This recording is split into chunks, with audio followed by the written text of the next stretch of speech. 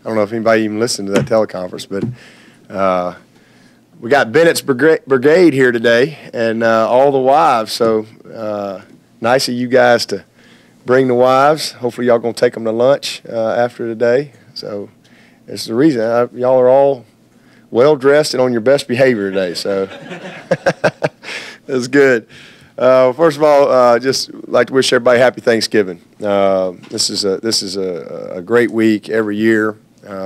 Obviously, you know, all of us have a lot to be thankful for and a time to kind of take the time to do that. We'll make sure this week that, like we always do, obviously we've got a lot of work to do, and it's a lot of preparation, and you know, we have to practice on Thanksgiving Day and all that, but we will make sure that we structure you know, our week and our day on Thursday to where we can get our work done, but also carve out a little time to give our guys and our coaches and everybody just a chance to be thankful for you know, all their blessings. Hard to believe this is the last game of the regular season. It has flown by this year, and y'all hear me say all the time, we've got the season, and then we got South Carolina, and it truly is a season of its own. And for us, it's our next goal, something that you know, we know is important to a lot of people in this state on both sides. So it's that's our total focus this week, and excited to you know, head down there and take on a really good South Carolina team. This team has really played well, and they've gotten better as the year has gone. I think you know, Will and his staff, they've done a great job of giving these guys a chance to win each week, and you know, had a couple other games where they were also in position to win. So they've been in it. They've had a chance to pretty much win, and you know, give those guys credit. They're playing hard, playing with great effort, playing smart. They've done a good job of creating turnovers, and defensively, very impressive group. Number 5, number 8 are very athletic, made a lot of plays for them. 8 is run a lot of guys down. He's made a lot of plays on the quarterback, and just a, you know, again, a group that's playing with great chemistry, playing very hard. They play physical, and they're very rarely out of position, and that's a sign of good coaching. So very impressed with what I've seen defensively. Offensively, their quarterback is a very good player. He's a great competitor. He has great understanding of what they're trying to do. Does an excellent job of managing their offense and executing their run game and their passes off the run game. He's got some craftiness to him. There's time and time again on tape. You think he's sacked, and you know, somehow he breaks free, and then he'll find a play. So when he scrambles, he finds guys on their scramble drill. So that's one thing that I think you know, he does a great job of. He's got a nice arm. Made a big post throw for a touchdown against Wofford last week, right before the half. And you know, he had to play against Texas A&M that I think kind of epitomizes who he is. They had him sacked and bottled up, and somehow he spins out and throws a big pass. So you gotta, when you get your hands on him, you gotta hang on. You gotta get him down. He's a big, strong kid, and like I said, just well groomed, and you know, he's a quarterback and a great competitor. So got our hands full there. Offensive line wise, I think they're playing a lot better than last year. That's why they're 8-3. And again, I think that's year 2 with their coaching and just kind of getting some good chemistry and getting guys in the right spot. And you know, they've done a nice job there. Their tight end, number 81, is a great football player. I think he's a guy that will definitely play at the next level. He is a very, very good player. They do a good job of getting him the ball. He's got a bunch of catches. They hand it to him from time to time, and he's thrown a couple passes. He's a very multi-dimensional football player, big guy that they involve a lot of ways. There are a lot of 2 tight ends, you know, as far as just their philosophy and how they run the offense. 25, the running back's a very good player. big receivers with 89 and Ortre out there. I mean, those are big 6'4", plus type receivers. And then 13 has been a big-time playmaker for him. He's made a lot of plays. He's a returner.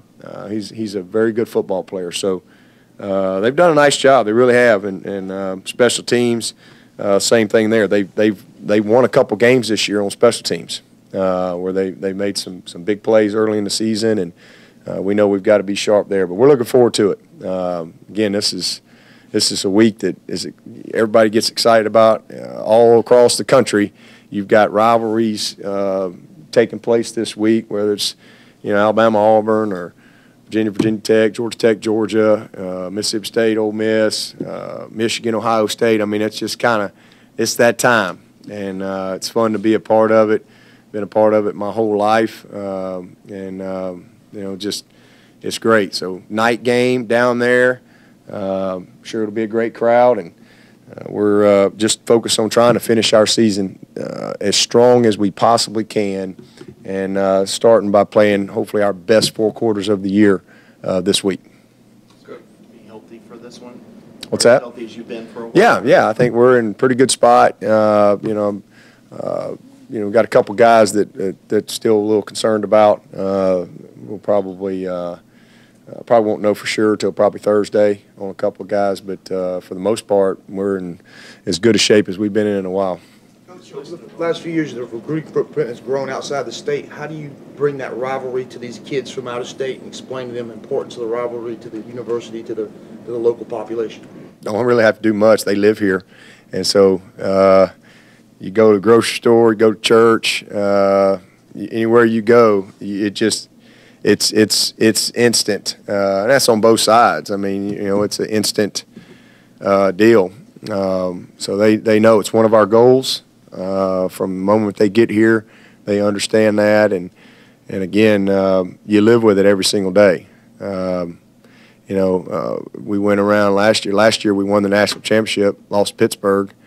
If we'd have won the national championship and lost South Carolina, nobody was running up to us at church going, "Hey, congratulations on the national championship," but hey, you lost Pittsburgh. Everybody moved on. But this is one nobody moves on from. So, and I've been on both sides of it, obviously. So it doesn't take long for everybody to figure that out, because this is what people talk about everywhere they go. And so they're living here. I know you preach to your players that every game's a season and every game's the biggest game of the year, but how hard is it for you and your coaching staff personally to not pay attention to what's going on downstate, at least ancillarily during the season? Oh, we know what's going on down there, and they know what's going on up here. Again, you live here, so it doesn't matter where you are in your season. You always have people coming up to you and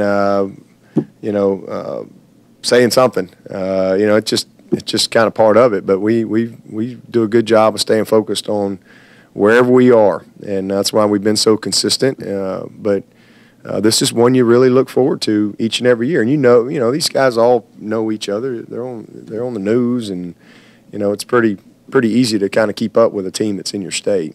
Coach, everybody knows what's at stake for your team in this game, but for you personally, you're going for your 100th win. Also, a chance to improve your record against South Carolina to 5-5. I think they may be the only team that you have a losing record against. How special would that be for you to reach those achievements against a team like South Carolina? Well, it would be awesome. I remember my first win at Boston, and that was unbelievable. And never in a million years, at that time, walking off that field up in Boston in 2008, I was not thinking about a 100th win. I was just thinking about 2. It's amazing, and it's a credit to all the great players we've had come through here, our staff, and it's been an awesome journey. It really has. We've had a lot of success, obviously. But we haven't done as good a job with that goal as we would have liked, and give them some credit too. There's been times where they were just better, and then there's been times where I thought we were pretty evenly matched, didn't play very well. So it's something that we know is important, and I just want to win the game. It's about winning the game, and this team having an opportunity to continue on, because it's playoff football for us every week, every single week. And so it's not about me or 100th win or any of that stuff. I mean, that's all great. I just want to win the game. I don't care if it's the 4th win or the 104th win. I just want to win the game and keep moving forward. Through your time as an assistant and through the 5P and all that, how has your understanding and your emotions about this rivalry evolved or grown? Pretty much when I first got here. I mean, I had a good understanding of what a rivalry was all about coming from Alabama. I lived in Alabama for 33 years, so, that's all I knew. And the whole zero difference in this state, zero, year round. That's all people talk about. It's just different logos, but it's the same type of intensity, emotion, no pro sports in here in this state. And so when I first got here, February of 03, and I went out on the road recruiting that first spring, I didn't have a clue. I didn't know anything about the state of South Carolina, and just, they put me down there in the PD, but I quickly figured it out, because everywhere I went, people were really happy to see me, or they just kind of looked at me like I had, a big wart on my nose or something. I don't know. And I'm just saying, hey, I'm the guy from Clemson, So it didn't take me long to figure out that this rivalry is as intense as there is anywhere in the country. And again, I've got a pretty good perspective, having been a part coaching and playing in 13 Alabama-Auburn games. So I got a pretty good feel for the intensity, the emotion, the passion, the everything that comes with it, and there's no difference here. And so now this is my 15th Clemson, South Carolina game, and it's you live with it, and we all know that, and it's exciting. You got families that kind of split up for a few days, and they don't want to talk to each other. They don't want to watch the game together. You got a lot going on, but it's just great to be a part of games like this. Do you feel that this rivalry is underappreciated nationally?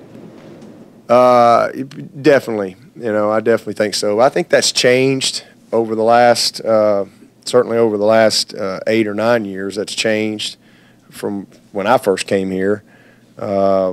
Just simply, I think, Coach Spurrier and the run that he had, they had some great teams, man. I mean, they had some 10, 11-win teams. And this game came down. We had one year we went down, I think we might have both been in the top 10. But that's been rare.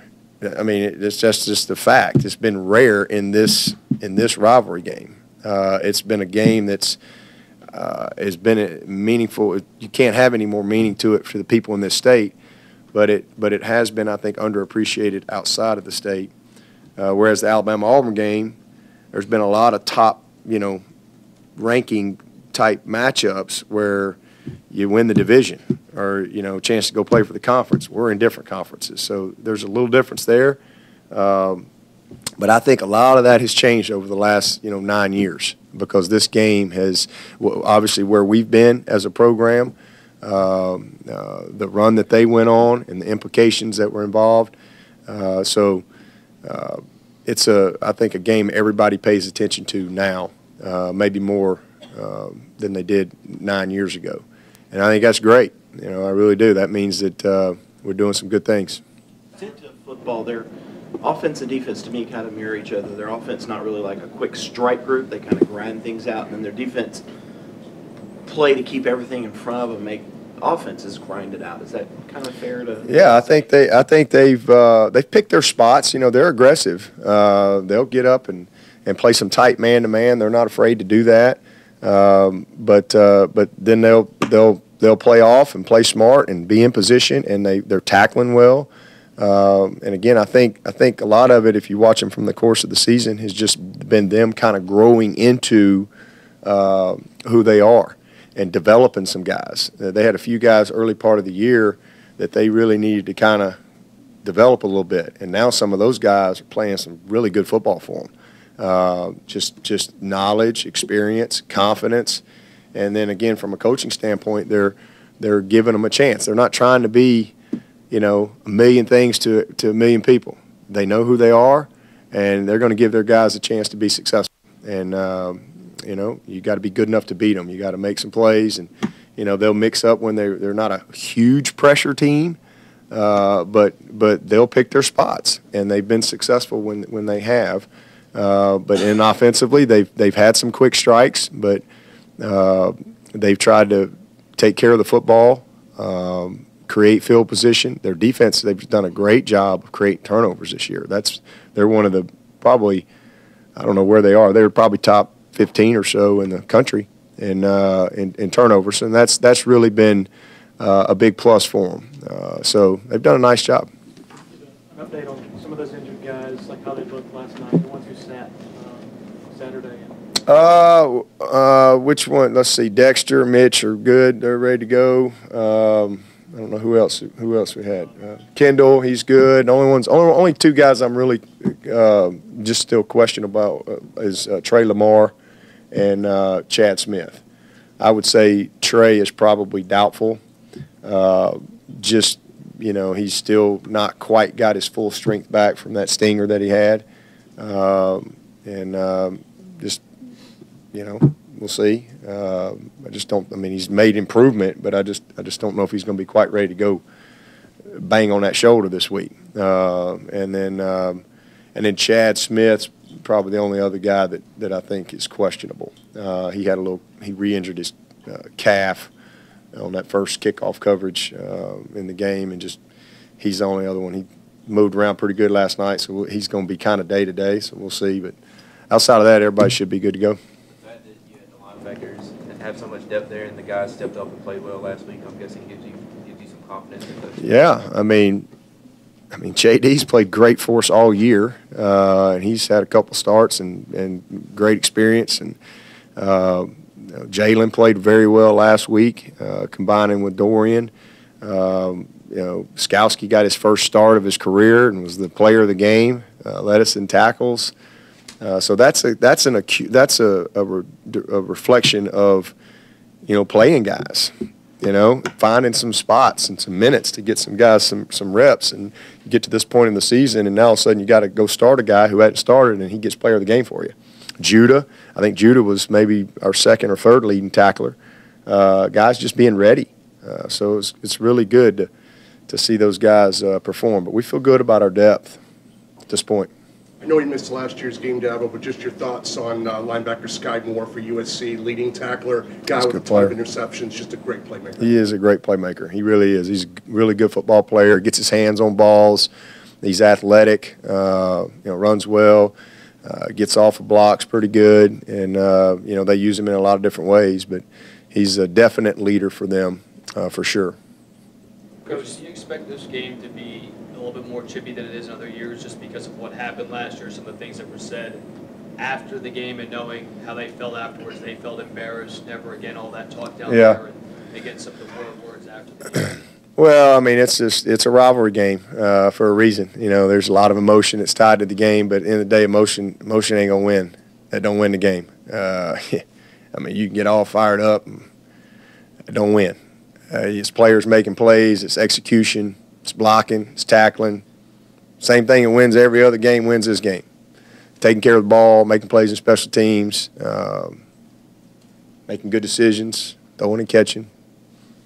It's no different. This is always a game. Like I said, there's always a little more emotion because, again, both these kids on both these teams, they live with this year-round, so they all know that there's just a little more juice in this game. There always is, but I think at the end of the day,